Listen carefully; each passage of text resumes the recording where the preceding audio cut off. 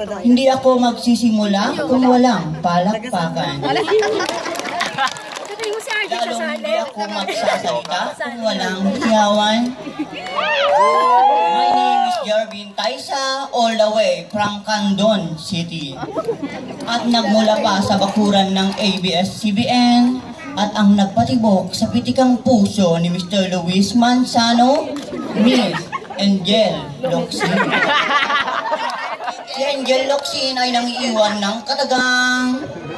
Ang baklang mahilig mag-lotion, pati puwet linalagyan ng lotion, tiyak magkaka-infeksyon. Sabi ko lang, congratulations. Once again, bago ko lisanin ang 4 na sulok ng entabladong ito, ako'y nangiiwan ng isang pick-up line. Manok ka ba? O ko pa man nga rod, tidwa nga, itlog ko.